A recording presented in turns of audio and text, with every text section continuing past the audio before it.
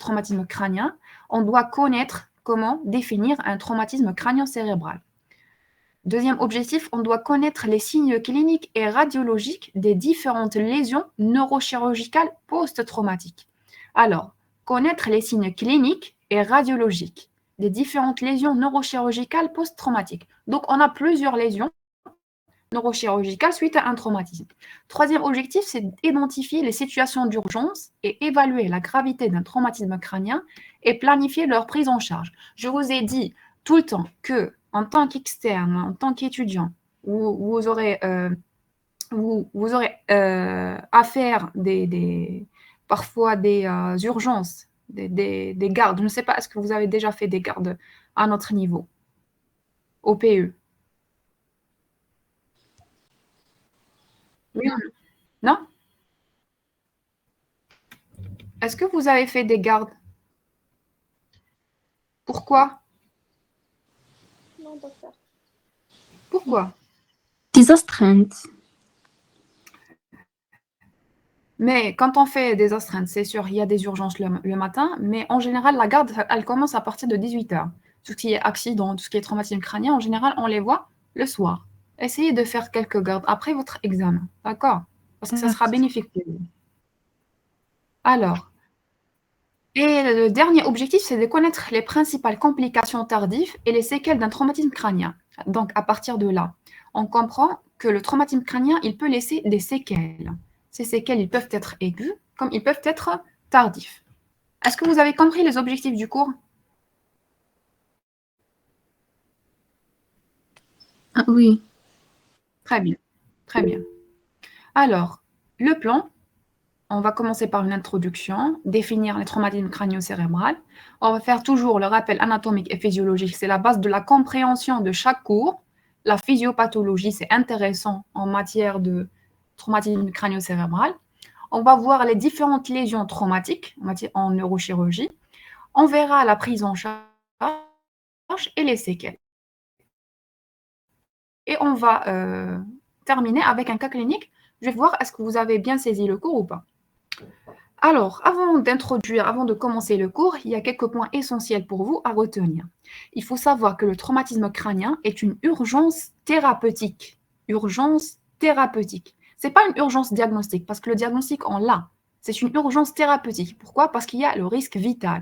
Et une urgence pronostique. Pourquoi pronostic? Parce que le traumatisme crânien, il peut laisser des séquelles. Il peut laisser des séquelles fonctionnelles dans le handicap. Il faut savoir que l'évolution, elle est toujours imprévisible. L'évolution d'un traumatisme crânien, elle est toujours imprévisible. C'est-à-dire, c'est une pathologie qui évolue dans le temps. Par exemple, vous êtes au PE, au pavillon des urgences. Il y a un petit enfant qui est ramené par ses parents. On dit que c'était un accident de vélo. C'est un accident banal. Et vous êtes, par exemple, un interne en neurochirurgie. Vous banalisez le traumatisme. Donc, vous faites votre scanner, le scanner au petit.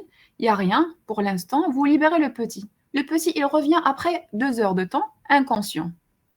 Donc, il s'agissait d'un extradural. Un extradural qui est passé inaperçu.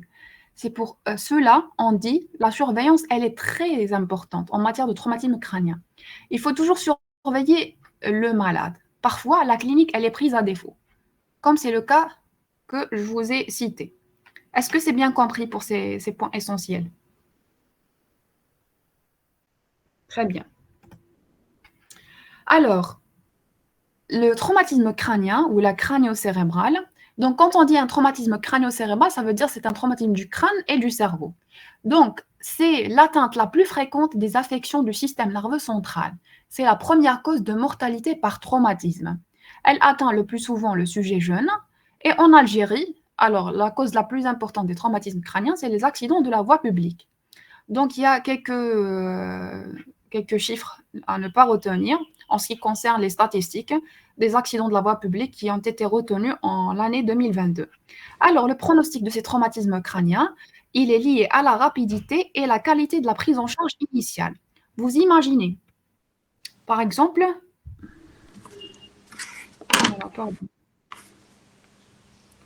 vous imaginez par exemple un malade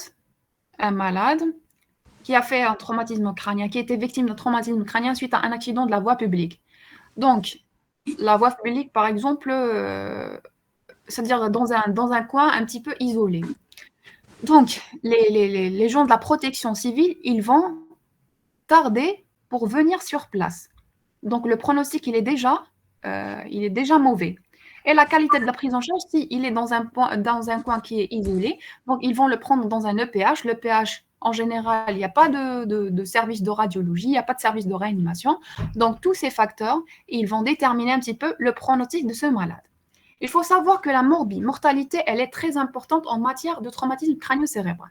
Est-ce que c'est bien compris et c'est bien clair pour l'introduction? Est-ce que c'est clair? Très bien. Alors, là, la définition d'un traumatisme crânien ou la crânio-cérébrale.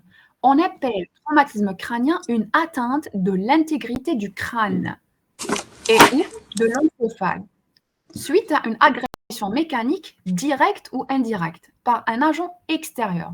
Alors, on va décortiquer cette définition, mot par mot. Je ne sais pas pourquoi il y a des gens qui arrivent. Vous êtes combien? Vous êtes à combien la promotion? Vous êtes à combien? 50. Très bien. Alors, on appelle traumatisme crânien une atteinte de l'intégrité du crâne. Atteinte de l'intégrité du crâne et de l'encéphale ou une atteinte simple seulement de l'intégrité de l'encéphale. On peut poser des questions sur cette définition, d'accord? Il faut être très attentif.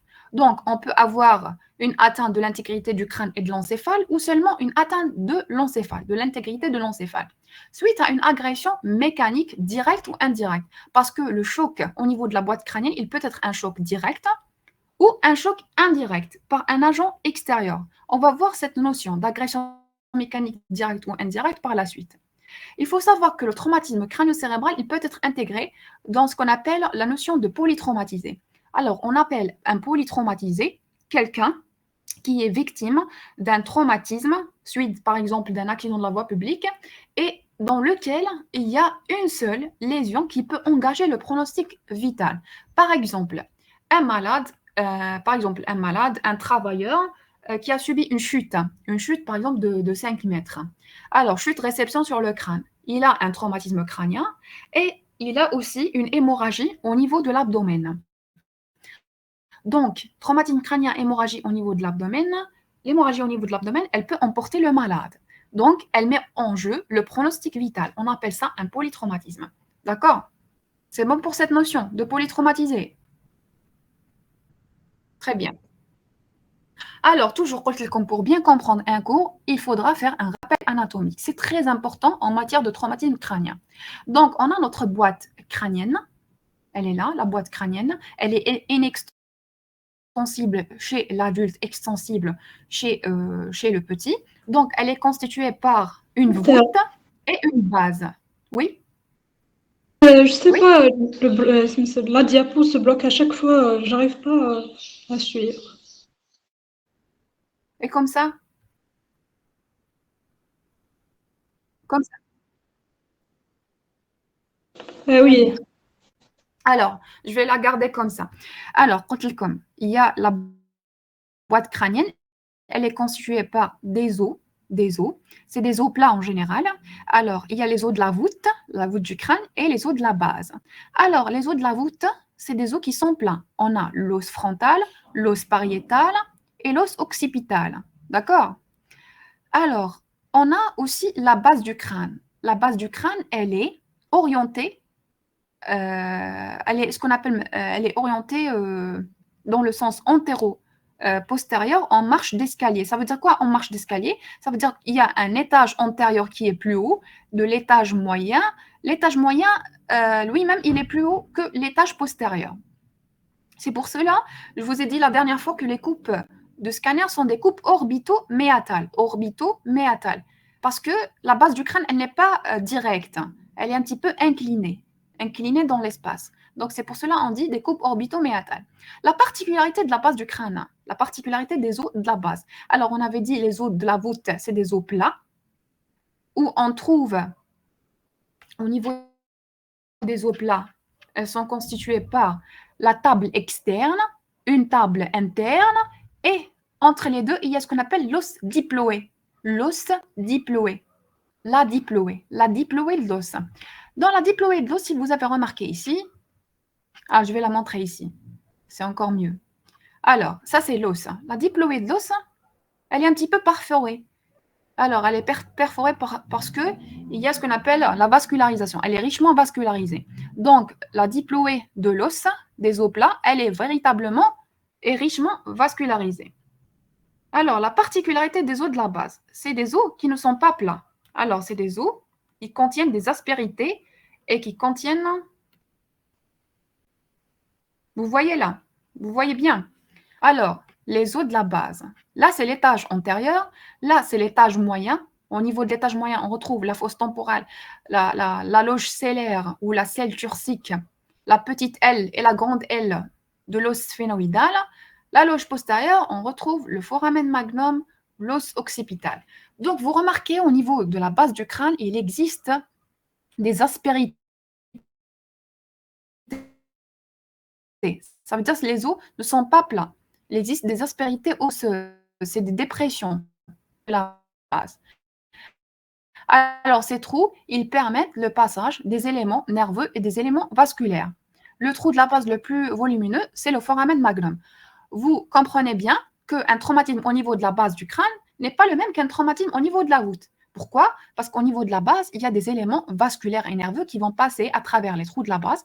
Et donc, quand on a un traumatisme, on va pouvoir blesser ces éléments, qu'ils soient nerveux, qu'ils soient vasculaires, d'où la gravité des traumatismes de la base du crâne par rapport au traumatisme de la voûte. Alors, à l'intérieur de cette boîte crânienne, il existe l'encéphale. Alors, l'encéphale, donc c'est le cerveau avec le cervelet, le tronc cérébral. Il est richement vascularisé. Donc, quand on a un traumatisme crânio-cérébral, ça veut dire c'est le crâne qui est atteint et l'encéphale qui est atteint. Vous remarquez ici, au niveau de la il y a une certaine artère, elle est importante cette artère. Elle est appelée l'artère méningée moyenne. L'artère méningée moyenne. C'est une branche de l'artère carotide externe. Cette artère, c'est la source de saignement dans l'hématome extradural. La source de saignement dans l'hématome extradural. Je ne sais pas si y a parmi vous les gens qui ont rentré avec nous au bloc. Alors, quand on fait un volet, surtout quand il s'agit d'un volet temporal ou pariétal, on va voir ces arborisations, les empreintes de l'artère méningée moyenne sur la partie interne de la boîte crânienne, comme vous le voyez ici. Ces empreintes, attendez. Alors, vous voyez ici les empreintes de l'artère méningée moyenne, vous les voyez? Est-ce que vous les voyez? Oui. Bien. Donc, quand on a une fracture ou un traumatisme, une fracture par exemple, une fracture de l'os pariétal ou de l'os temporal, il y a une partie de l'artère méningée qui va être blessée et donc, ça sera la source d'un hématome extradural. Et là, le petit schéma là, il va vous montrer quand il y a un traumatisme crânio-cérébral, il y a la peau qui va être lésée, puis l'os, puis les différentes enveloppes méningées jusqu'à arriver au niveau de l'encéphale. Très bien. C'est clair pour le rappel anatomique? Très bien. Là, la diapo a changé? Très bien. Donc, pour le rappel physiologique, il n'y a rien à dire. Quand on parle d'un traumatisme crânio-cérébral, ça veut dire soit il y aura une création d'un néovolume. En général, c'est les hématomes extradural, l'hématome sous-dural, le sous-dural aigu, le sous-dural chronique, il y aura des contusions. Et ça, c'est un néovolume. Quand on parle de néovolume, il faut toujours se référer à la pression intracrânienne. Donc, quand on fait le rappel physiologique en matière de traumatisme crânien, il faut faire le rappel physiologique de l'hypertension intracrânienne. Parce que la manifestation d'un traumatisme crânien, c'est la manifestation de l'hypertension intracrânienne. Alors, je vous ai fait déjà le cours de l'hypertension intracrânienne. Je vous fais un petit rappel. Donc, Ça, c'est la boîte crânienne qui est inextensible. À l'intérieur, il y a du cerveau qui baigne dans le LCR. Alors, à l'intérieur de la boîte crânienne, il existe 3 secteurs. Le secteur parenchymateux, le secteur ventriculaire, le secteur vasculaire. Alors, les 3, ils vivent dans la stabilité, dans la paix, jusqu'à l'arrivée d'un certain événement. Un certain événement, dans notre cas, ici, c'est un traumatisme crânien. Le traumatisme crânien, il va générer un néovolume et on va suivre la clinique en fonction de la courbe de Langevin. Ça veut dire qu'on a une phase de compensation, une phase de décompensation à partir d'un point de rupture.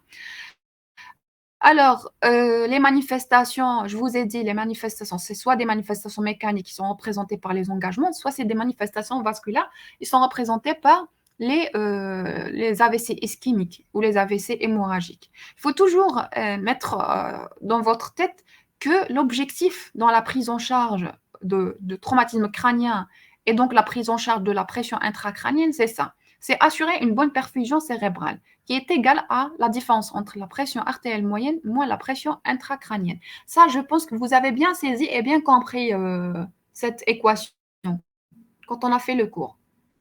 Très bien. Alors, la physiopathologie du traumatisme crânien. Là, vous voyez un crâne ou une tête. Alors, vous voyez une tête avec un cerveau, avec du LCR tout autour, avec un rachis cervical.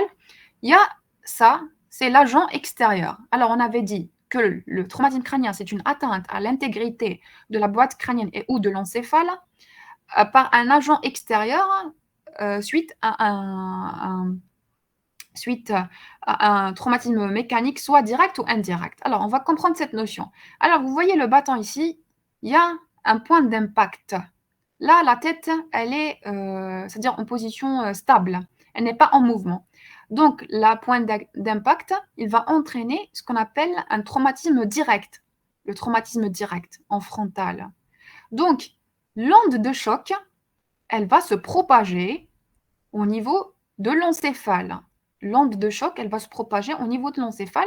Elle va entraîner des mouvements de va-et-vient du cerveau. De va-et-vient du cerveau. Donc, on aura ce qu'on appelle des lésions de contre-coup. Ça, c'est la lésion de coup, parce que le coup, point d'impact, il est là. Ça, c'est des lésions de contre-coup. Alors, on a un battant, il va donner une onde de choc. L'onde de choc, une partie de cette onde de choc, elle est absorbée par la boîte crânienne. Peut-être elle va générer une fracture. Et aussi, elle a généré aussi, ici un traumatisme de l'encéphale. Cette onde de choc, une partie de cette onde de choc, elle va se propager à l'intérieur de l'encéphale. Elle va générer des mouvements de va-et-vient du cerveau. Et donc, elle va générer des lésions de contre-coup. Je ne sais pas, est-ce que vous avez saisi cette notion? Très bien. Donc, le mécanisme du traumatisme crânien, on a deux mécanismes, soit avec un impact direct sur le crâne ou sans impact direct. Donc, ça, cette lésion du contre-coup, il n'y a pas un impact direct, c'est un impact indirect. Alors là, c'est avec impact direct et là, sans impact direct. D'accord? Retenez ça bien. Aussi, une autre notion, alors, les traumatismes crâniens, on dit que ce sont des traumatismes cinétiques. Ça veut dire quoi, cinétique? Soit que la tête, elle est en mouvement. Dans ce cas, la tête, elle n'est pas en mouvement. Elle est stable. Donc, elle est stable. Quand il y a ce traumatisme,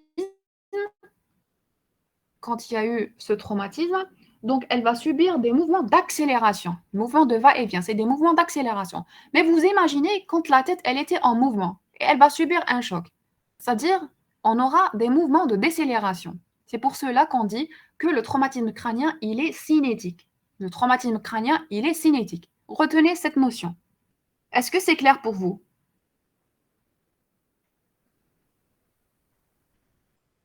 Très bien. Oui? Oui?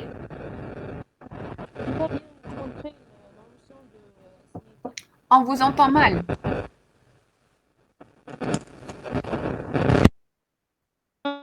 La notion de traumatisme cinétique.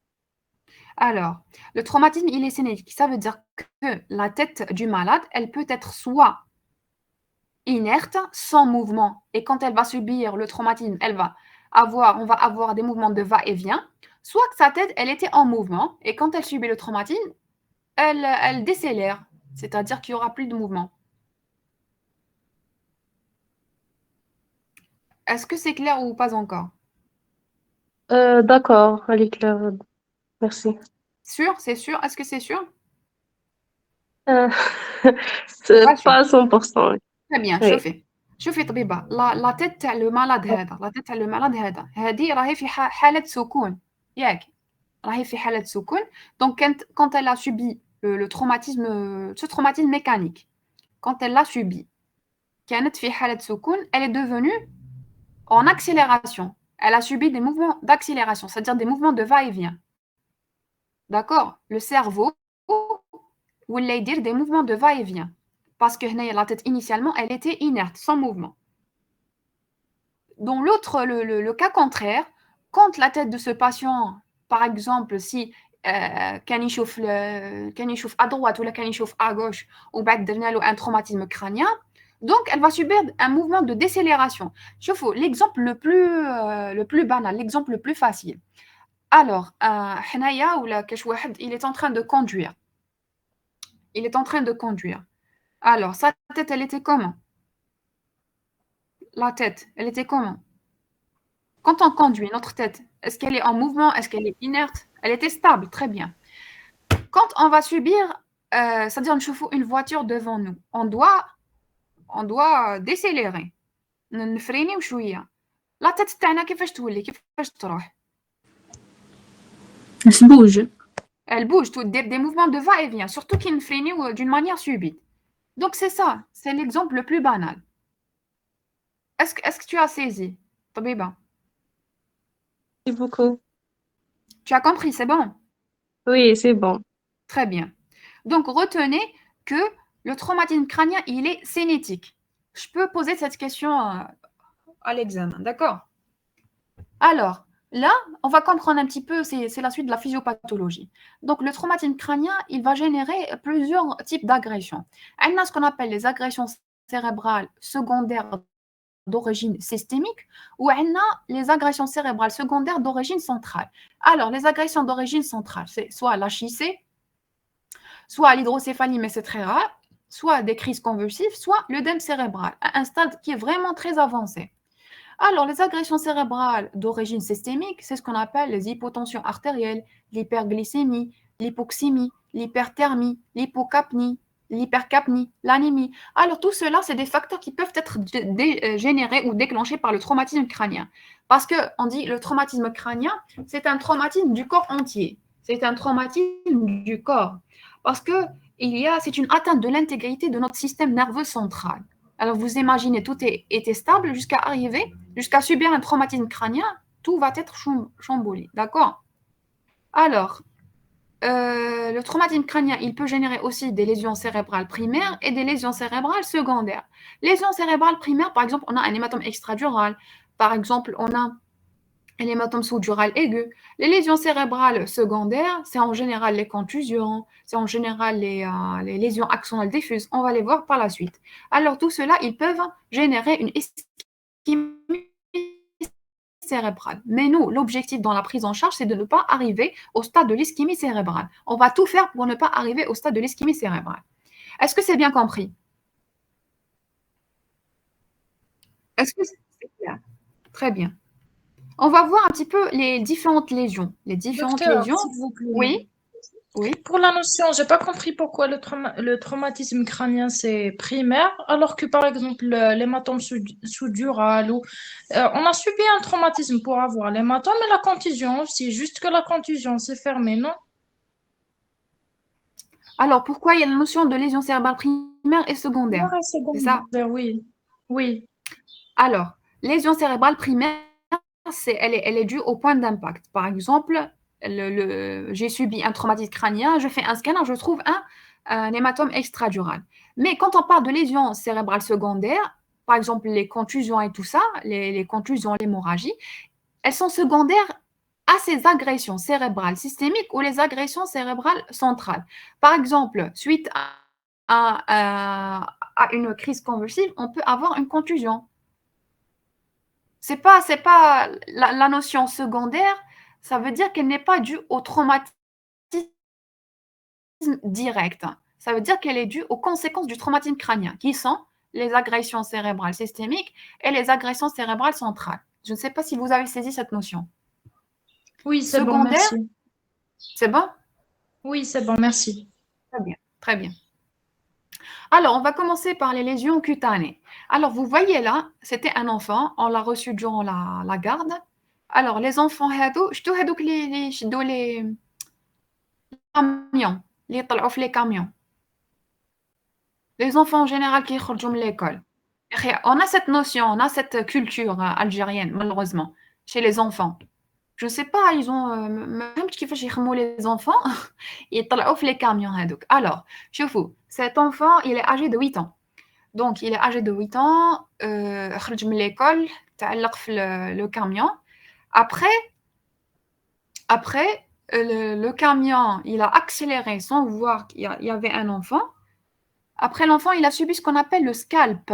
C'est un traumatisme crânien. Alors, scalp, ça veut dire quoi? Scalp, ça veut dire c'est la mise à nu de toutes les structures, depuis la peau jusqu'à arriver au niveau du crâne. Là, notre crâne, il est couvert par ce qu'on appelle la gallia ou la ponévrose. Mais vous remarquez l'impact cutané qui est très important avec une participation faciale. Ça, c'est pas bien. Alors d'ailleurs, vous voyez que le malade, il est en salle opératoire, intubé, ventilé, sédaté. Pourquoi? Pourquoi il n'est pas bien chez le petit? Parce que notre scalp, notre cuir chevelu, il est richement vascularisé, richement vascularisé. Donc, il peut emporter le malade. Alors, le scalp, il peut mettre en danger la vie du patient. Pourquoi? Parce qu'il y aura une perte sanguine très importante, surtout chez les enfants. Donc, quand on a un scalp, il faut rapidement faire des points de rapprochement. Par exemple, quand vous êtes au niveau d'un EPH et il dit comme un enfant haka, il faut rapidement faire des points de rapprochement pour essayer de ne pas perdre beaucoup de sang. Et deuxième notion, qui a mise à nu, ça veut dire que infectieux. Donc, on a deux, quand on a une lésion du scalp, risque d'hémorragie, choc hypovolémique et donc risque de vital. Et le deuxième risque, c'est le risque infectieux. Alors, donc, la lésion du cuir chevelu, elles sont toujours présentes au point d'impact. Soit on peut avoir un hématome sous-cutané, c'est surtout chez le petit bébé. Alors, les petits bébés, quand ils viennent au PE, en général, on a ce qu'on appelle les bosses. Alors, cette bosse. Donc, selon vous, est-ce que les hématomes sous-cutanés sont dangereux, oui ou non, chez les petits? Est-ce qu'ils sont dangereux, oui ou non, chez les petits? Pourquoi ils sont dangereux? Non, non, ils ne sont pas dangereux car au cours de l'accouchement, ça se passe, cette lésion. Donc, ça Au cours de peut... l'accouchement. Et vous pensez qu'au cours de l'accouchement, quand on a des céphalématomes, ils ne viennent pas demander un avis en neurochir? Si. Très bien. Donc, ça a un risque. Alors, si vous recevez un petit OPE avec une bosse comme ça, la maman, elle vous dit que non, طبيبة طاح برك كان يلعب مع خوه وطيحه ما كاين والو. Donc, faites attention. Il faut faire une formule, déjà une formule, parce que le degré de la spoliation sanguine, elle est très importante chez le petit, surtout si vous voyez que sa face, elle est vraiment pâle. Donc, demandez une formule, ça c'est très important. Parce que comme le risque hémorragique il est très important, donc en général, on a besoin de transfuser le petit et demander un scanner cérébral pour voir est-ce qu'il y a seulement cette céphalématome ou il y a une fracture associée. D'accord? Alors, donc, les lésions cutanées, ils peuvent être un scalp, ils peuvent être des céphalématomes, ils peuvent être des ecchymoses, c'est des bleus, ils peuvent être une plaie ouverte, une petite plaie et non pas un scalp, ils peuvent être des bleus ou seulement des contusions. D'accord? Alors, on a deux risques. Les lésions cutanées comportent deux risques. Il y a le risque hémorragique et le risque infectieux. On comprend bien le risque hémorragique parce que le scalp, il est très vascularisé. Le risque infectieux parce qu'il y avait un contact avec le milieu extérieur. Est-ce que vous avez bien saisi pour les lésions cutanées? C'est bon? Dans le scalp, est-ce Ouais. on va entrer, on va mettre le patient au bloc ou ce sont des points de suture au niveau de la salle de soins? Très bien, très bien. Donc, si le scalp, il est important, par exemple, qui m'a le cas, c'est sûr, ما نقدروش نديروا له le nettoyage et tout ça dans la salle de soins. On se contente seulement, qui dit comme un malade haka, dirou des points de rapprochement. Essayez de faire des points de rapprochement avec un pansement, un bandage, un bandage compressif, un pansement normal. Mais maintenant, quand il s'agit d'un scalp qui est petit, c'est en fonction de l'étendue du scalp et en fonction de l'état du malade. Parce que le canidi comme un scalp inconscient, ça veut dire qu'il a perdu beaucoup de sang. Ça veut dire qu'on est dans l'obligation de le faire rentrer au bloc. D'accord? Mais quand il y a une petite lésion, donc c'est pas important de le recevoir au bloc opératoire. Est-ce que c'est bien compris? D'accord, oui, bien reçu, merci. Très bien. Alors, chez Dolia, les lésions cutanées, chez Dolia, les deux risques, hémorragique et infectieux. D'accord? Alors, les lésions osseuses. Les lésions osseuses, c'est très simple. On a soit une fracture de la voûte ou la fracture de la base, qui est le rappel anatomique. Donc, soit la voûte qui est fracturée, soit la base qui est fracturée. Alors, normalement, vous avez bien saisi. Comme la voûte, c'est des os plats. Mais chez qui m'a la base? La base, les fractures de la base sont très dangereuses par rapport aux fractures de la voûte. D'accord? Quand il s'agit des éléments vasculaires ou des éléments nerveux qui sont atteints. Mais en général, quand on a des fractures de la voûte, surtout la région temporale, la région pariétale, on pourra avoir un hématome extradural. Et l'hématome extradural, c'est le roi des urgences en neurochirurgie. Là, ça devient plus urgent que la fracture de la base.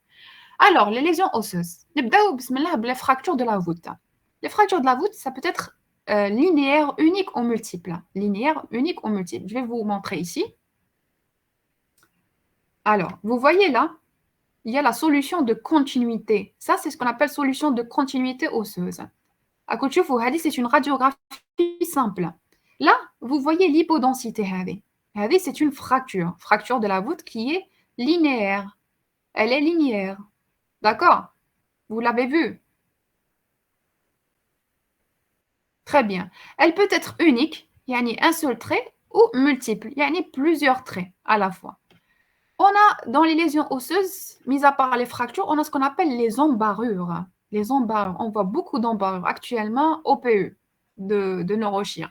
Alors, vous voyez, la solution de continuité, donc il y a une fracture et il y a une embarrure. Embarrure, ça veut dire quoi? Ça veut dire que c'est un enfoncement très important des fragments osseux à l'intérieur de la boîte crânienne en contact avec l'encéphale. Selon vous, quels sont les dangers ou les conséquences de cette embarrure selon vous? يعني بتخمامكم كيف بتخمامكم وشنو هي الحاجة اللي en risque quand on a une embarrure? C'est quoi le risque quand on a une embarrure? C'est quoi le risque selon vous? Une compression de cerveau. Et la compression de cerveau, elle donne quoi? Avant d'arriver à l'engagement. Une hémorragie. Très bien, une hémorragie. Encore? HIC. L'HIC, mais elle est due à quoi? Alors, toute irritation du cerveau, qu'est-ce qu'elle va nous donner? Toute irritation du cerveau, qu'elle soit par le sang ou par l'os, qu'est-ce qu'elle va nous donner? Déficit moteur. Bravo, déficit moteur. Alors, ça c'est un danger, le déficit moteur. Et encore? Alors, le cerveau, quand il est hérité. C'est pas l'ischémie. Avant d'arriver à l'ischémie, c'est quoi? Le cortex externe quand il est hérité. Hérité par exemple par le sang. Épilepsie. Très bien, bravo. Donc la convulsion.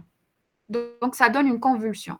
Alors, convulsion, déficit moteur, c'est ça, les complications ou les risques de l'embarrure, et c'est ça en même temps les indications d'opérabilité d'une embarrure. Alors, l'embarrure,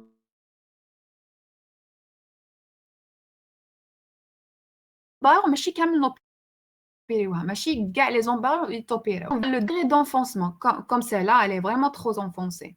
Alors, quand elle est trop enfoncée, quand il y a un déficit neurologique et quand elle génère une épilepsie, donc il faudra opérer l'embarrure. Je fais tout les indications de l'opérabilité d'embarrure.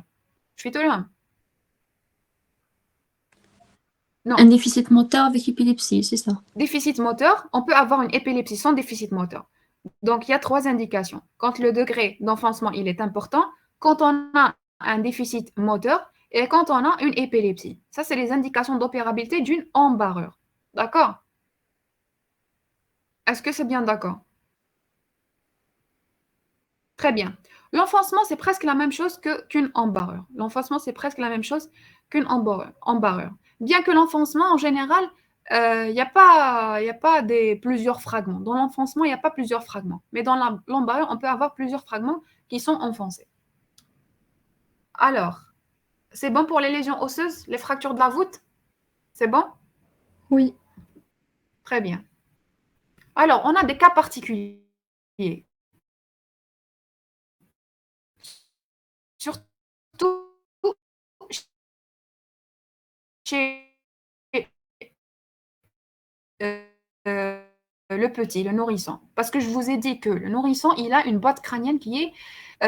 on met un trou ici. Après, on introduit un petit instrument. On va lever cet enfoncement. C'est très facile d'opérer les ping-pong chez les nourrissons. Deuxième particularité, c'est ce qu'on appelle le growing fracture ou la fracture en croissance. Ça veut dire quoi la fracture en croissance? Par exemple, on a un nourrisson de 2 mois, il arrive au PE, vous avez remarqué qu'il y a un céphalématome, vous avez fait votre radio, il y a effectivement une fracture linéaire. Après, vous faites votre scanner, vous avez confirmé la fracture. Donc, vous dites aux parents, revenez nous voir après 21 jours. Il arrive après 21 jours, vous tombez sur cette lésion. Cette lésion avec essu, un petit peu de la matière cérébrale à travers un défect osseux. C'est ce qu'on appelle la fracture en croissance. Parce que quand le trait de fracture, il a effrayé l'os et en même temps les différentes enveloppes ménagées. Ça veut dire il y avait un traumatisme de la dure mère et un traumatisme de l'arachnoïde. Donc, quand on a un traumatisme de la dure mère, un traumatisme de l'arachnoïde, on a ce qu'on appelle la fracture en croissance. Ça veut dire qu'il y a, en général, on intervient pour réparer cette lésion. Alors, est-ce que c'est clair? Est-ce que c'est clair? Comme étant une définition d'une fracture en croissance, on peut dire que Attendez la définition.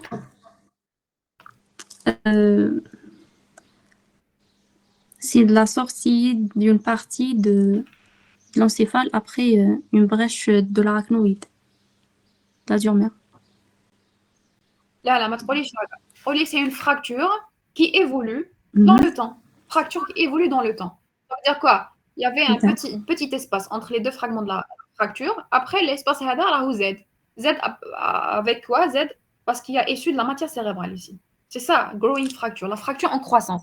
La distance entre les deux fragments de la fracture, ils étaient petits, mais avec le temps, Z, la solution de continuité. Donc, c'est pour cela qu'on appelle fracture en croissance. C'est bon? Oui, très bien. C'est bon. Alors, toujours on continue dans les lésions osseuses.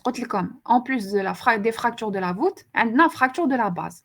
Alors, les fractures de la base. Alors, on a fracture de l'étage antérieur, fracture de l'étage moyen, et puis le postérieur, on va le voir par la suite. Alors, étage antérieur. Étage antérieur, tout ce qui concerne l'orbite, la lame criblée de l'ethmoïde, tout ça.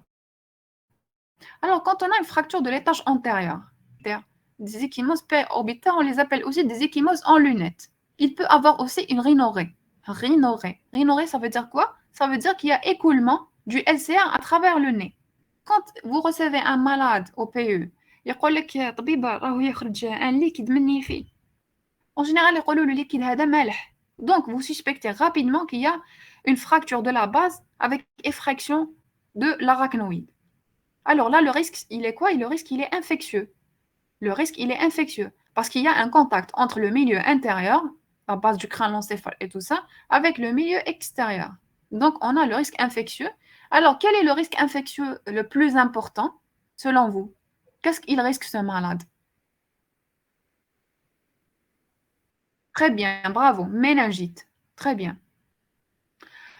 Là, c'est l'étage antérieur. Donc, l'étage antérieur, كيفاش تعرفوا, عنده échymose périorbitaire وعنده écoulement à travers le nez, c'est ce qu'on appelle la rhinorrhée. Alors, étage moyen. L'étage moyen, c'est ce qu'on appelle l'autorrhée. Étage moyen, autorrhée. Écoulement du LCR à travers l'oreille. Ou une échymose au niveau de la région rétromastoïdienne.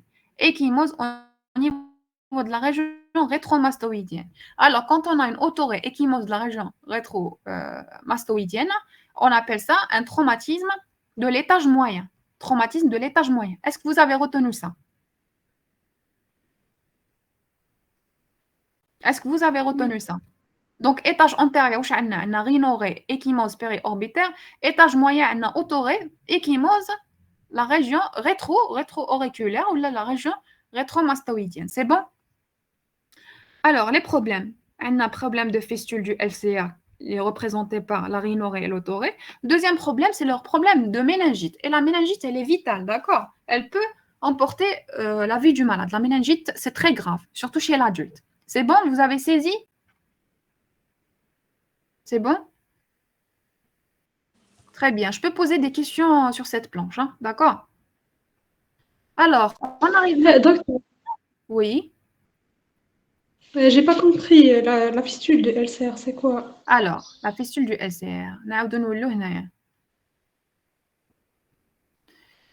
شوفوا هنايا le cerveau تاعنا il est entouré par l'apimère, l'arachnoïde, la durmère عندها deux feuillets, l'os et la peau. Alors, l'arachnoïde, elle tapisse, ou là, les enveloppes méningées tapissent le cerveau qui se retrouve dans la boîte crânienne. Donc, la base est tapissée par la durmère, tapissée par l'arachnoïde, d'accord? Donc, vous imaginez quand on a une fracture au niveau de la base, La fracture au niveau de la base, l'onde de choc, l'onde de choc, elle se déplace. Yeah. L'onde de choc, quand elle est absorbée par le crâne, une fracture. Une partie de l'onde de choc, elle va se propager au niveau du crâne. Elle va entraîner une effraction au niveau des enveloppes méningées. Parmi les enveloppes méningées, on a l'arachnoïde. L'arachnoïde, c'est bien sûr, la durmère et l'arachnoïde. Alors, quand l'arachnoïde et la durmère ils subissent une lésion, donc l'arachnoïde, c'est du LCR. Donc le LCR, il va s'enfouir. يخرج le LCR, d'accord? يخرج le LCR à travers l'arachnoïde اللي مقطع, à travers la durmère اللي مقطع, et à travers la fracture. Et puis, il va s'écouler à travers le nez. C'est des conduits naturels, à travers le nez, à travers l'oreille. Est-ce que c'est bien compris? D'accord, merci. Je vous en prie. Alors, les lésions hémorragiques, c'est simple. Alors, on a plusieurs types d'hématomes ou d'hémorragie intracrânienne. Alors, le fameux hématome extradural, on a sous-dural en fonction du délai d'apparition, on a sous-dural aigu et sous-dural chronique, on a l'hématome intraparenchymateux ou intracérébral, ou on a les hémorragies sous-arachnoïdiennes. Les hémorragies sous-arachnoïdiennes, ça veut dire au niveau de l'espace sous-arachnoïdien. Alors, le plus important dans le traumatisme crânien, c'est l'hématome extradural. Alors, il faut retenir que c'est une urgence vitale, neurochirurgicale absolue. حنا واش نخافوا en neurochirurgie نخافوا l'hématome extradural. علاش؟ parce que le malade يقدر يموت. L'hématome extradural يقدر يقتل le malade. Alors, l'hématome extradural. علاش نسموه extradural? Parce que il est en dehors de la durmère. Et extradural en dehors de la durmère. Alors, il se trouve où? Entre l'os et la durmère. Extradural, c'est-à-dire c'est une collection du sang entre l'os et la durmère. D'accord? Vous voyez là, il y a une fracture au niveau de la région temporale. Vous voyez qu'il y a un trait de fracture ici. Est-ce que vous voyez? Très bien. Et là, il y a des petits pointillés comme ça. Il vous décrit le trajet de l'artère méningée moyenne. L'artère méningée moyenne. Donc, vous imaginez quand on a un trait de fracture, il va effrayer l'artère méningée moyenne. Alors, le flux sanguin, la circulation artérielle, il est très important par rapport à la circulation veineuse. C'est pour cela, quand on opère les malades et qu'on retrouve une artère méningée qui est lésée, donc le flux du saignement, il est très important à l'opposé quand on a seulement une fracture. Une fracture, elle peut générer un extradural. Parce que la diploée, elle est vascularisée. Je fais tout là la diploée, اللي هضرت لكم عليها. Oui,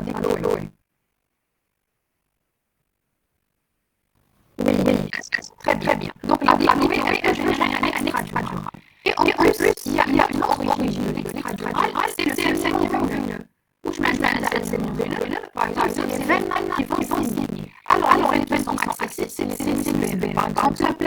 Alors la sinus veineux, la dernière fois, je vous ai donné la définition durant le DD. Donc les sinus veineux, c'est le dédoublement de la mère. C'est le dédoublement de la par exemple, un asiatique, il va appeler le sinus latéral. Quand il y a par exemple une fracture ici, elle va aller le sinus latéral. Il va y avoir un saignement, mais qui évolue par rapport au saignement aérien. Là, vous voyez, c'est un hématome extradural dans la région temporale. Ça, c'est la région la plus fréquente. L'hématome extradural temporale, c'est la localisation la plus fréquente. L'hématome extradural. Je donne un bien. La région temporale. L'hématome extradural, le plus fréquent au niveau de la région temporale. Alors, هنايا نوريكم une image d'un scanner. Alors, comment apparaît l'hématome extradural? Alors, il apparaît, mettons une hypervensité. Une hypervensité à la forme d'une lentille convexe. À la forme d'une lentille biconvexe. Vous voyez l'effet de masse. L'effet de masse, ça veut dire que cette connexion elle est en train de contrôler le cerveau. Elle a engagé, elle a créé un engagement sympathique. Vous voyez, là, il y a complètement une liaison méridienne. Là, il est énorme. L'extradural, il est énorme. Donc, c'est une hypervensité spontanée, parce qu'il y a du sang, en lentille convexe. Elle va entraîner ce qu'on appelle la déviation de la méridienne. D'accord? C'est compris. Est-ce que c'est bien compris?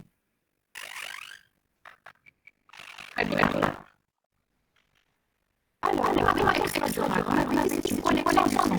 Cette collection du sang peut être au niveau de plusieurs régions, soit au niveau de la région orale, soit au niveau de la région frontale, soit au niveau de la fosse. Alors, quand elle est au niveau de la zone temporale, au niveau de la fosse, le pronostic vital, il est mis en danger. Pourquoi? Parce que là, donc je vais vous montrer la zone temporale, je vais vous montrer un petit peu les conséquences. Et là, au niveau de la région postérieure, c'est une région qui est étroite. Il y a plusieurs bandes. Il y a beaucoup de structures au niveau de la postérieure, mais l'espace il est très étroit. Donc on a une connexion rapide. Le malade il peut mourir rapidement parce qu'on a un engagement amygdalien. Donc au niveau de en ce qui concerne l'hématome extradural temporal. Alors, vous voyez ici, la première manifestation, c'est une midriase homolatérale à la collection. Midriase homolatérale à la collection, parce qu'elle est la midriase homolatérale. Alors, quand on a un hématome extradural temporal, donc il y aura ce qu'on appelle l'RNI de la 5e circonvolution temporale à travers la fente de Bichat. La fente de Bichat. Au niveau de cette région qui est la fente de Bichat, il y a passage de la troisième dernière crânienne. Alors,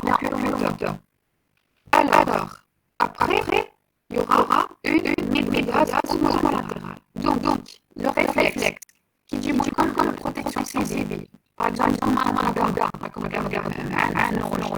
la protection civile lui amène un patient inconscient. Il vous dit qu'il a subi un traumatisme crânien parce qu'il fait une randonnée.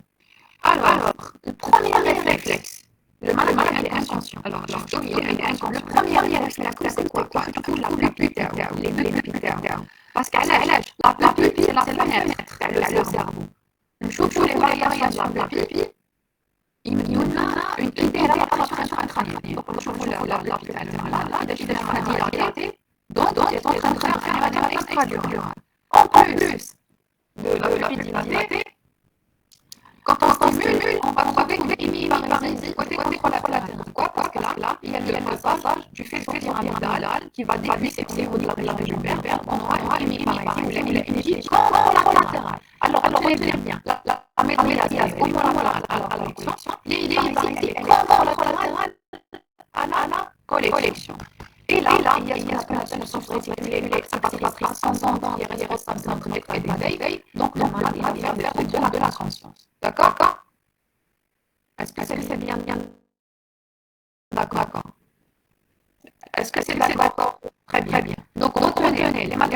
duratoire, il va entraîner un engagement temporal. L'engagement temporal, on a vu les différents signaux cliniques.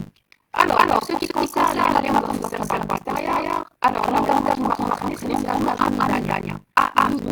C'est-à-dire c'est les amygdales qui vont s'engager vers le occipital. On a des trucs respiratoires, de la croissance, des hémodynamiques, et en général, c'est comme la dernière fois. Le signe énonciateur de l'engagement amygdalien, c'est le torticolis, surtout chez les jeunes enfants. Qui tue un enfant, il vient, il a subi un traumatisme crânien. Il a une incliné à droite, à gauche, torticolis. Faites rapidement un scanner.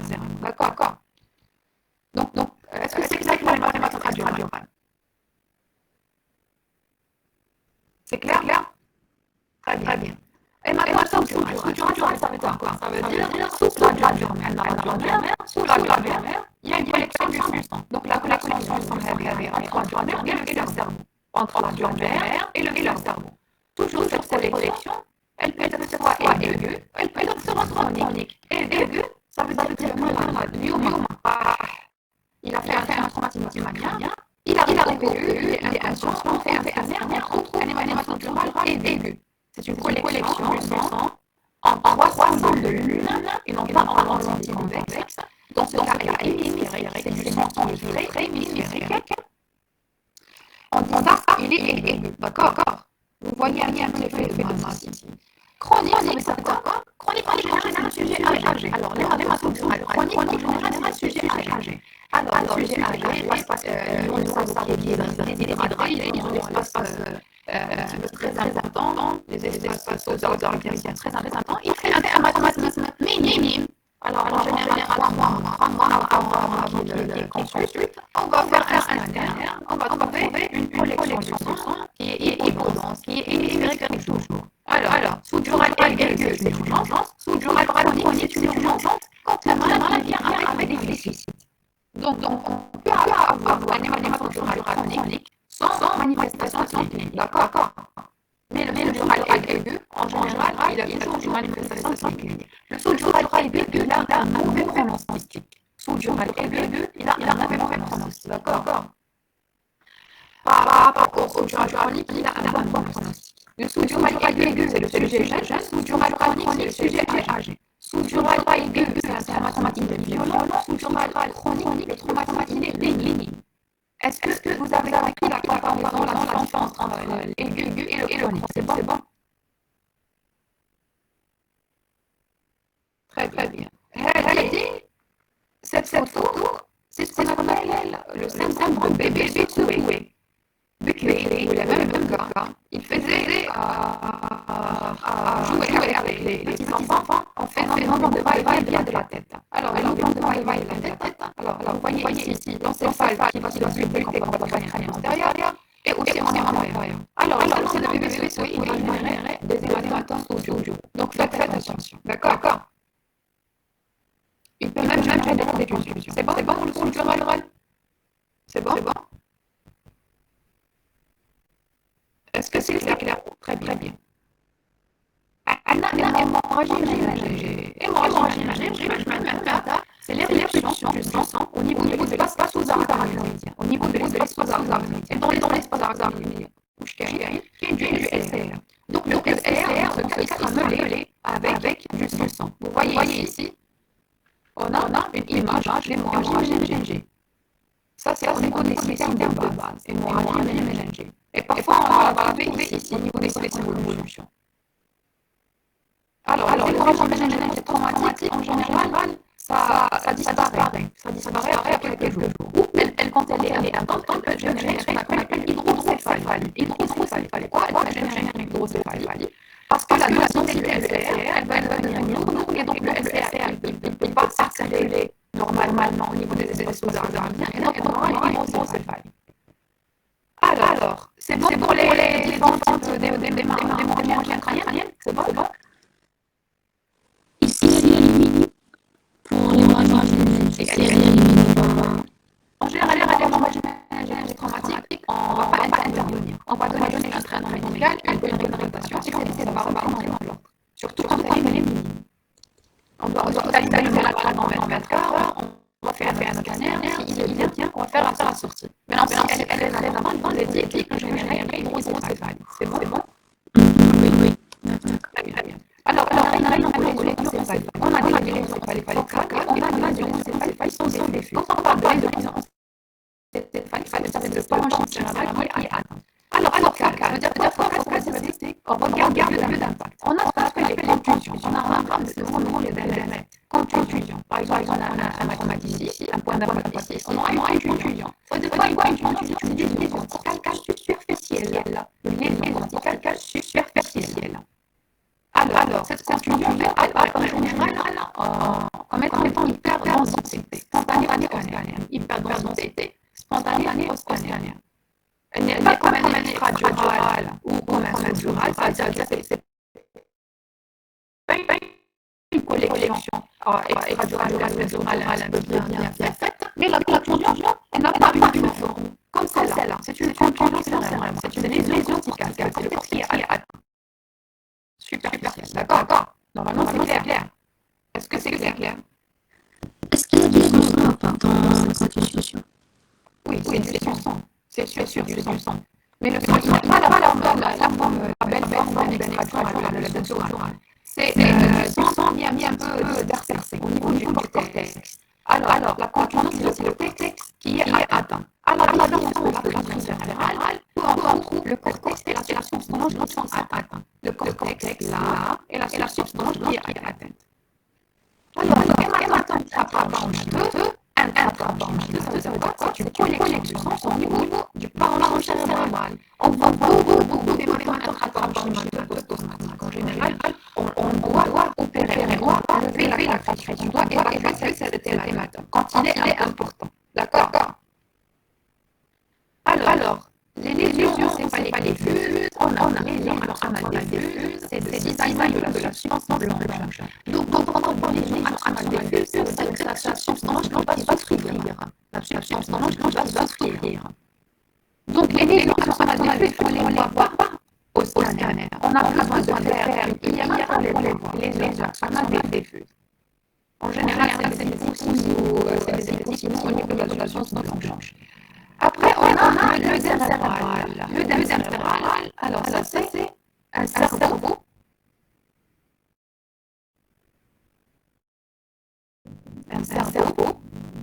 Œdémacié. Alors, les signes de l'œdème cérébral, c'est quoi? Disparition des sillons. Disparition des sillons. Normalement, on voit ici cette évolution. Alors, si je montre ce scanner, vous voyez là les évolutions. Vous voyez.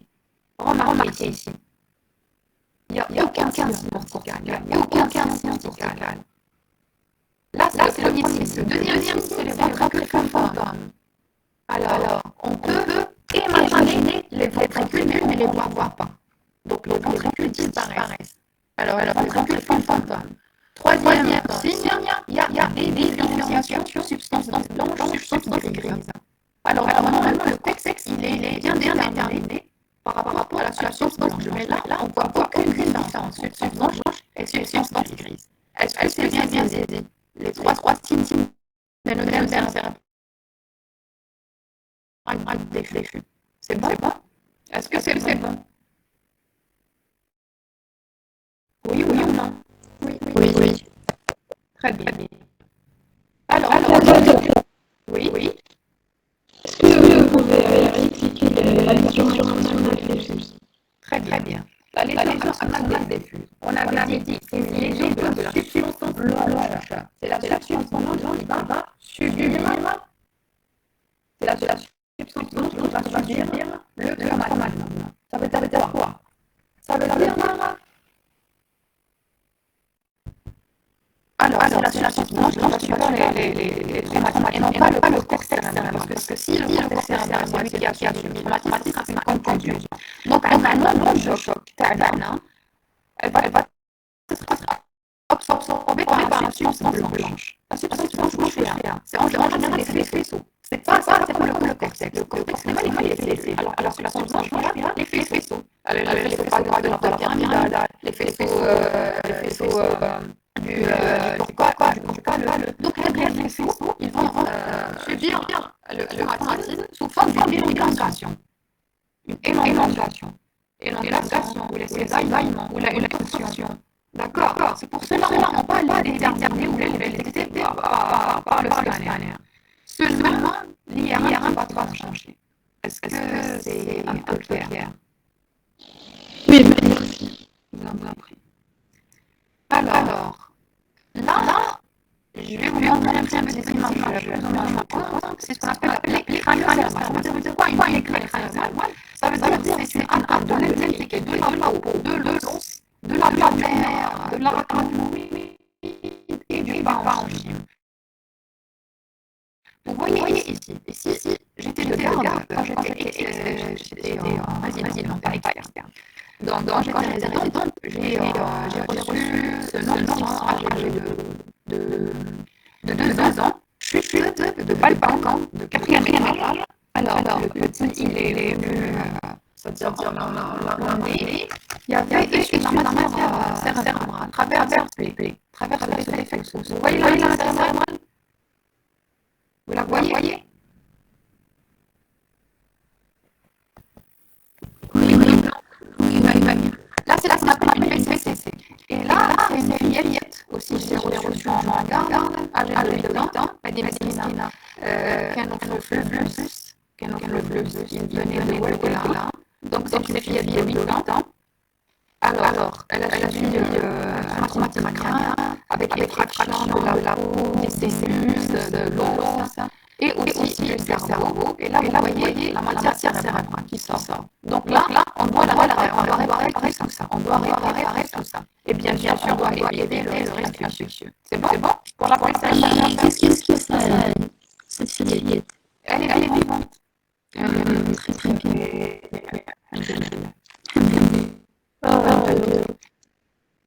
Alors, où est la fille? Non.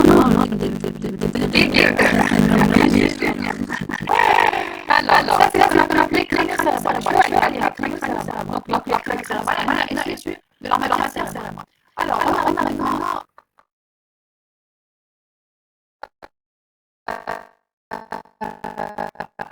à l'hypertension crânienne, il y a la tension cérébrale.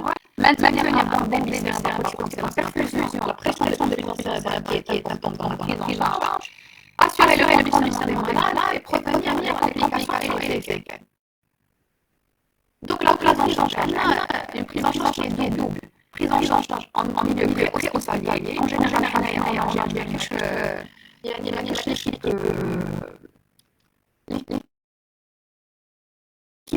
par exemple, l'équipe de SAMU se déplace sur place, ils peuvent faire des interventions sur place, du conditionnement du malade, par exemple, la protection civile, quand ils voient un malade inconscient, ils vont mettre un policier. Pourquoi selon ils mettent un policier cervical? Malade qui est inconscient.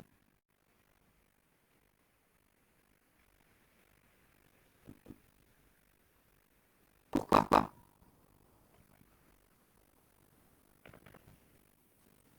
Pourquoi on met un policier cervical selon vous? Stabiliser les flots. Très bien. Alors, le malade inconscient est traumatisé du rachis jusqu'à preuve du contraire. Donc, les malades inconscients développent un policier cervical. D'accord? Donc, la prise en charge hospitalière, c'est au niveau de l'action du changement du malade. Alors, il faut ouvrir ce malade, il faut mettre un collier, il faut le déplacer en monobloc. Donc, les pieds, le tronc, la tête, ils doivent se déplacer en un seul moment. D'accord? Alors, en milieu hospitalier, si vous êtes un médecin qui est là, on va commencer l'interrogatoire, policier, on doit préciser les circonstances de l'accident, est-ce que ce malade a eu une perte de connaissance, est-ce qu'il a eu un intervalle libre, ça veut dire un intervalle libre, ça veut dire que le malade quand il a subi l'accident, il était un peu vague, ça veut dire il n'était pas conscient à 100%, puis il a repris conscience, après il a dégradé son neurologie. C'est ce qu'on appelle un intervalle libre. Il faut en général les malades extra-durables. Et puis, on va poser des questions. Est-ce que le malade il a fait une convulsion ou pas? Après, vous faites un examen clinique rapide et efficace. Surtout, on doit s'acharner à chercher est-ce que l'électrodynamique est stable, est-ce qu'il est bien là. On fait un examen neurologique. L'examen neurologique, le score de Glasgow. Votre connaissance du score de Glasgow, il a été étudié en 1975 pour le traumatisme crânien. Non, pas pour les tunnels et tout ça. Mais il y a toujours surtout quand il s'agit de lésions du moral. نشوف les pupilles. نشوف la taille, la symétrie et la réactivité. La taille. Est-ce que la taille, la symétrie, est-ce que les deux pupilles sont symétriques, c'est-à-dire leur taille est la même, ou la réactivité, c'est-à-dire on cherche le réflexe moteur. Et puis on cherche les signes de focalisation. Les signes de focalisation, ça veut dire une monoparésie, une carrément une homologie. Il faut rechercher les solutions associées au traumatisme crânien. Surtout, comme tout à l'heure, le polytraumatisme. Donc le traumatisme crânien, en général, il arrive inconscient. En général, ça des chocages. Pourquoi? Parce qu'on suspecte qu'il y a d'autres lésions associées au traumatisme crânien. Alors, ce plateau, laissez-le parce que je peux poser des questions au-dessus. D'accord? Donc, ce plateau, il est fondé sur la réponse de trois éléments. La réponse oculaire, la réponse verbale et la réponse motrice. La réponse verbale, et puis motrice, quand on fait l'ensemble de ces réponses, on va instaurer le score moyen.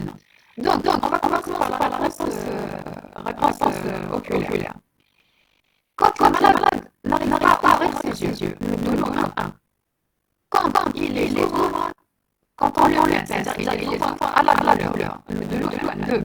Quand il les ouvre, quand on lui demande monsieur, le douleur 3. Et quand il les ouvre spontanément, le douleur 4. Est-ce que vous avez saisi? Est-ce que c'est clair? Très bien. La réponse verbale. Quand le malade ne parle pas, c'est-à-dire qu'il ne répond pas, le douleur 1. Quand il répond avec des sons, c'est-à-dire qu'il n'y a pas des mots appropriés. Quand il répond avec des sons, des gémissements, alors on donne 2. Quand il répond avec des mots simples, c'est-à-dire je suis là, il répond avec des mots. Alors, le douleur 3. Quand sa réponse elle est confuse, alors sa réponse elle est confuse, le douleur 4. Et quand il parle normalement, le douleur 5. D'accord? On arrive maintenant à la réponse motrice. Quand par exemple, on lui demande de bouger le membre, il n'y a pas de réponse, douleur 1. Quand c'est des éléments en extension, vous voyez, le malade il est en extension, c'est-à-dire vous remarquez ici, en extension. Alors, les membres supérieurs en extension, même les membres inférieurs. Le doulou, 1, 2. Quand il est en flexion, regardez ici. Les membres supérieurs en flexion, les membres inférieurs en extension. Le doulou, 1, 3. Là, quand la réponse n'est pas orientée, par exemple, 25 malades, le bras droit. Et puis, il retire le bras gauche. Disons le doulou, 1, 4. Quand on fait le niveau du bras droit, il retire son bras droit, le doulou 5. Mais quand il est mobilier, les deux membres supérieurs spontanément, le doulou 6. C'est bon? Est-ce que c'est bon? Quand on fait la transformation de ces réponses, soit on entend dans un traumatisme crânien léger, ça veut dire quoi? Léger. Quand on une institution très aiguë, ça veut dire qu'il est léger. Alors derrière, quand c'est en 9 et 12, et puis le coma profond, quand c'est inférieur à 8. Alors 3, 8, c'est un moment où il a un traumatisme crânien qui est grave. D'accord? Maintenant, les pupilles, la symétrie de réflexe à ce moment-là, les pupilles, même isocorne, c'est le mot isocorne, c'est-à-dire même diamètre. Là, il y a ce qu'on appelle anisophorie. Anisophorie, ça veut dire qu'il y a une pupille qui est par rapport à l'autre. Alors là, c'est anisophorie. Là, c'est un myosis. Myosis, ça veut dire que la pupille, elle est tellement trop serrée. Myosis. Là, c'est une dilatation. Oui, là, c'est news. Cette dilatation, on la voit dans les variables extradurales. Cette dilatation, on voit dans les variables extradurales. D'accord. Et là, c'est news. News, ça veut dire qu'il est trop serré. C'est bon pour le glace et la pupille. C'est bon. Est-ce que c'est bon? Est-ce que c'est Oui. Les myosies, en général, c'est les lésions mésocéphaliques. Lésions mésocéphaliques. En général, les myosies, c'est quand il y a une complication et non pas dans le cadre de traumatisme crânien. C'est dans les investigations. Dans le cadre de traumatisme crânien, il y a une dilatation homolatérale, unilatérale, monolatérale des lésions. Mais quand on a une mort cérébrale, les deux sont dilatés. D'accord? Est-ce que c'est clair? Très bien. Et c'est le mec. Donc, toujours dans la prise en charge, il faut optimiser les délais de fonction de l'organisme. Ça veut dire quoi, optimiser les délais de fonction de l'organisme? Par exemple, le malade ne respire pas normalement. Soit une intubation, de l'oxygène. Le malade est avec un état de choc. Va respirer, il va commencer le repos. Ça, c'est la suite. C'est ça, optimiser les délais de fonction de l'organisme. Alors, Jacob le malade, je bébé inconscient. Alors, vous avez une condition de malade, comme une respiration artificielle, il donne un état dynamique qui va bien, va venir commencer l'hospitalisation. Il faut stabiliser le malade, on va commencer les explorations. Si le malade, pas besoin un malade qui est conscient, un malade conscient, le radio standard. Du crâne du malade, le malade il est conscient. Même quand il arrive à le malade inconscient, dans un état comateux, après mise en condition, une TDM cérébrale, sans injection de contraste. Elle cherche sans injection de contraste pour voir le sang. Le sang il est hyper dense. Si on met le produit de contraste, il est hyper dense aussi. Donc, dans TDM cérébrale, en matière crânienne, on va sans injection de produit de contraste. D'accord? Et on explore aussi le racisme. Donc, le TDM cérébral ou le TDM cérébro-cervical. En général, il y a une TDM cérébro-cervical. L'IRM, en général, il y a une l'IRM, c'est pour explorer. Par exemple, un malade qui a un déficit neurologique, vous avez fait suite à un traumatisme crânien, vous avez fait un arrière aérien, donc vous serez obligé de demander l'IRM en différé. Ça veut dire peut-être le lendemain, après 2 jours. Alors, retenez-moi la TDM cérébrale, d'accord? Donc, pour la prise en charge, on a des mesures spécifiques. Oui. Dans le cadre des urgences, j'ai remarqué qu'on donne souvent un TDM cervical avec un rattrapage cervical. C'est dans la pratique pour moi. Oui, en général, normalement, le radio du rachis simple. Parce que la radio du rachis simple, elle est facile à interpréter et elle est facile à interpréter. Puis, si on va envoyer le malade à un scanner cérébral, le profil vidéo nous demander un scanner cervical pour ne pas y rater 2 fois. D'accord? Mais la radiographie standard peut nous aider en matière de rachis. La radiographie standard, elle est vraiment riche en matière de rachis. Donc, on peut demander les deux, c'est ça? On peut demander, oui. Alors, là, la prise en charge, il y a des mesures spécifiques. Les mesures spécifiques, si le malade, mais ça ne pas des mesures spécifiques, les mesures neurochirurgicales. Un extradural, le malade va se mettre le blanc. Un soulagement aigu, le malade va se mettre le blanc. Un rattrapage note, oui, le malade va se mettre le blanc quand il est très important. Maintenant, si le malade reste avec un état cérébral, en général, là où l'hypnothérapie, c'est des cellules hypertoniques. Hypertonique, on va jouer sur les échanges intracellulaires.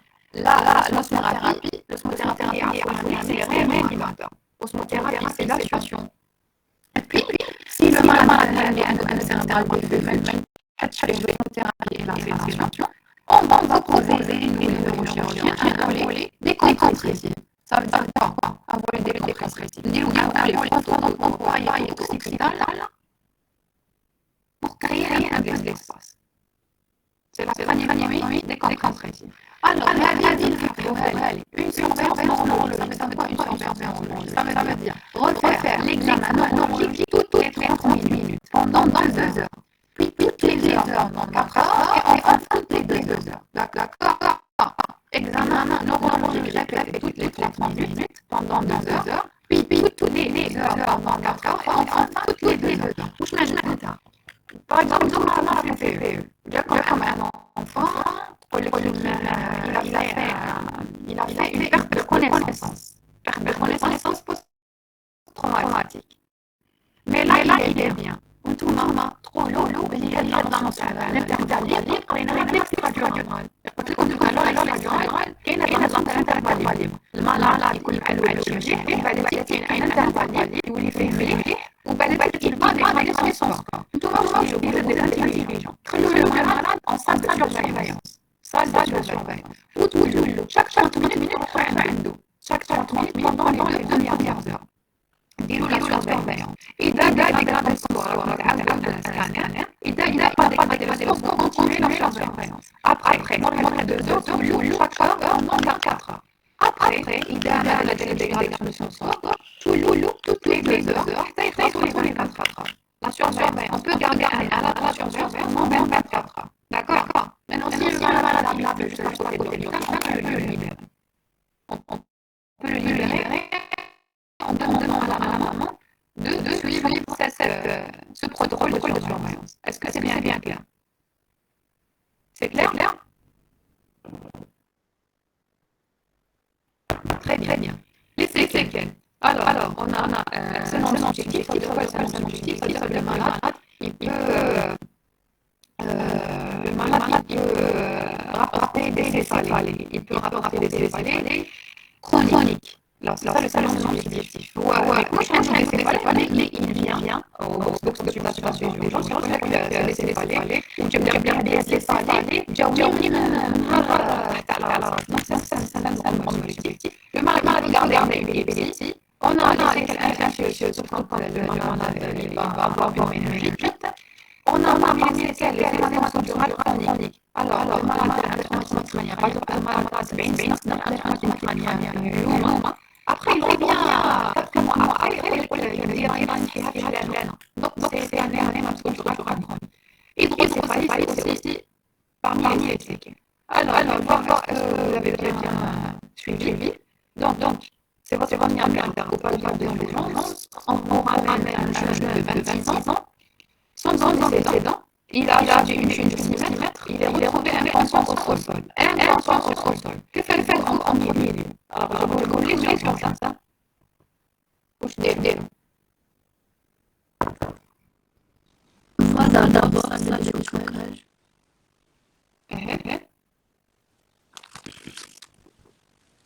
Encore.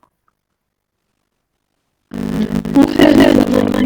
Très bien. Examen général, examen neurologique. Comme l'examen neurologique, il faut toujours rester sur l'état du vie. Très bien. Donc, c'est ça la mise en situation. Après votre examen, vous trouvez la réponse oculaire à l'état 1, la réponse verbale à 2 et à 4. Vous scorez combien? Vous scorez combien? Très bien. Donc, c'est quoi? C'est un traumatisme crânien? C'est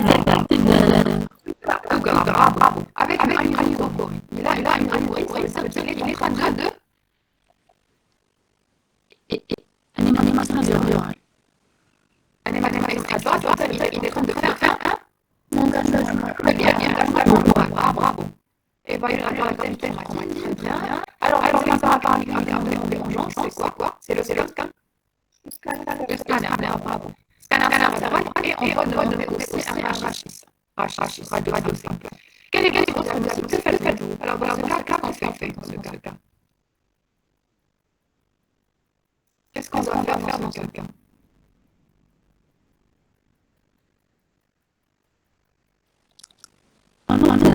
Très. Admission opératoire. Alors, je vous remercie. Si vous avez des questions en ce cours, n'hésitez pas. Est-ce que c'était clair? Oui, Bon. Je pense que la plupart n'assistent pas au cours.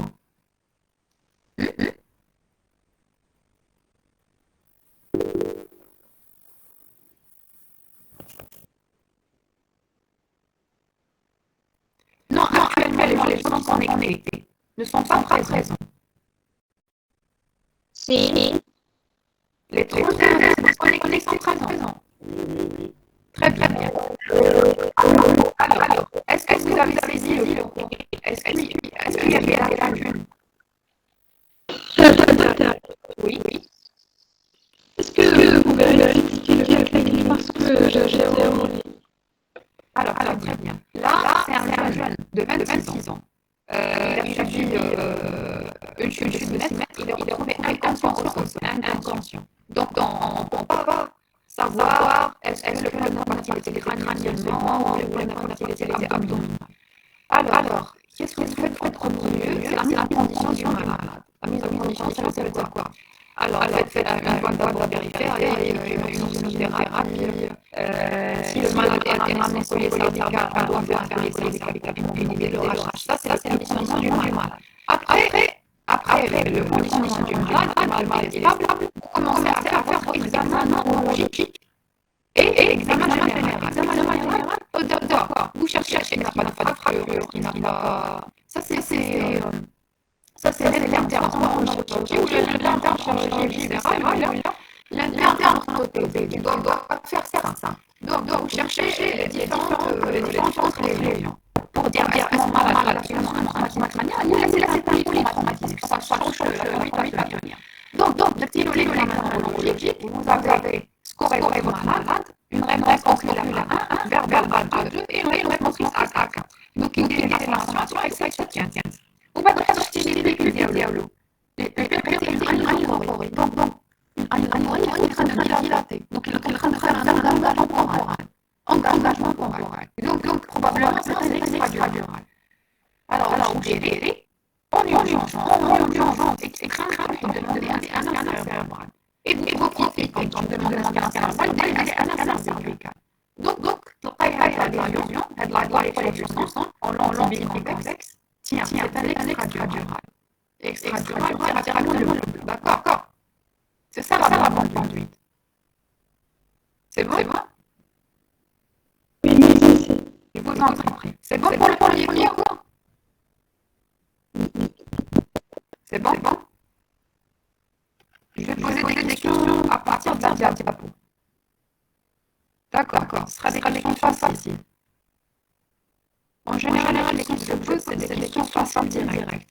D'accord. Alors, on prend. Alors, Hassan ou Aïdi? oui. Vous voulez poser une question? Non? Très bien. Alors, on prend une petite pause de 3 minutes. 3 minutes, d'accord. Et on continue avec le deuxième cours. C'est bon?